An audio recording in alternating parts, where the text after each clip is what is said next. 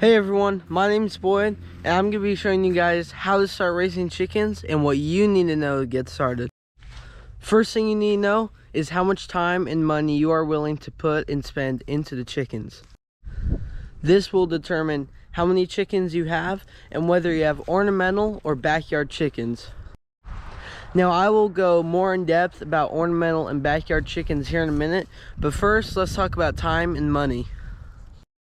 So here at my farm, I raise about 28 chickens and they're all ornamental breeds. So I spend about $80 a month or so on feed and hay and straw and that type of stuff. I'm a student at school, so obviously I have school. But as soon as I come home from school, I go down and spend time with my chickens and do what I need to do for them.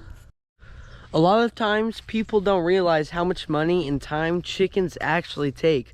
Chickens will take up a lot of your time, especially if you have a lot of backyard chickens, a lot of ornamental breed chickens, or just ornamental breeds. Now I will go more in depth about ornamental and backyard chickens here in a minute, but first let's talk about time and money. So with my chickens, I spend about 45 minutes with them on school days and about 2 hours with them on the weekends. Now, once you know how much time you have, that can determine how many birds you're going to get and what type of birds you're going to get. And once you know what type of birds you're going to get, that's going to determine how much money you're willing to put into it. If you're willing to put 30 minutes to an hour every single day into your chickens, you could have a nice backyard flock of chickens. I know some people barely check on their chickens because their chickens go in at night automatically and they have an automatic door that shuts them, so you don't have to open them and lock them up at night and in the morning. But if you spend, let's say, 30 minutes to an hour with your chickens, then you could have around, I'd say, a 10 bird to a 25 bird backyard flock. And the backyard flock is just for eggs and meat. Now if you have ornamental chickens and you spend 30 minutes to an hour with them, you should probably have between, I'd say, 7 to 15 different chickens. Now when you have ornamental chickens, that's normally for hatching the eggs and selling the eggs to other breeders. These chickens are rare, endangered, and they're just very pretty. So I have some, and I'll put some on the screen right now so you can see them. I have 8 different breeds of ornamental chickens, and these chickens all require most of my time and money. I don't have backyard chickens personally. I have ornamental breed chickens. Now with ornamental chickens, you have more time you need to spend with them, more money you need to put into them, but you get a bigger yield or return out of them from selling their eggs or their hatchlings.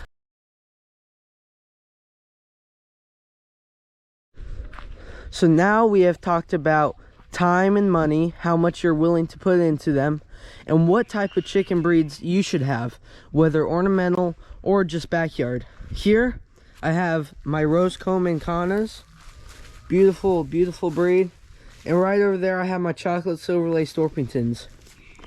Now once you figured out your flock and your flock size, then you can figure out what your end goal with the chickens is going to be. My overall goal with all my chickens is to have a small hatchery where I personally can run the business.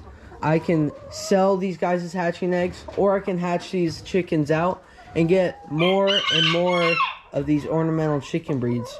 Once you start with these guys, remember you can always incubate their eggs and always get more of the baby chicks.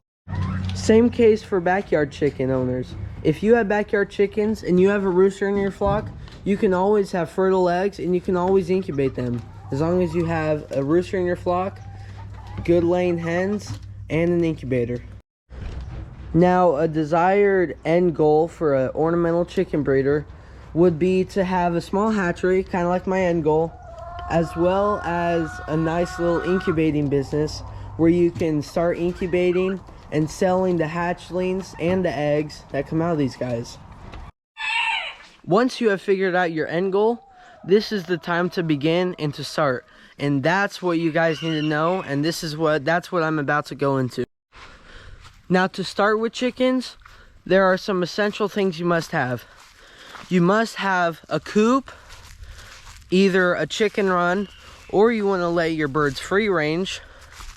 And you also must have a water and a feeder, or multiple, depending on how big your flock is. And I will link my suggested waters and feeders down in the description below, so go for sure check those out. Once you figure out how many chickens you want, you're gonna have to figure out how big of a coop you want and how much space you want to give your chickens. So for all you ornamental chicken breeders out there, I suggest 4 square feet of coop space per every chicken. And if you're a backyard chicken owner, I suggest 2 square feet of space for every backyard chicken.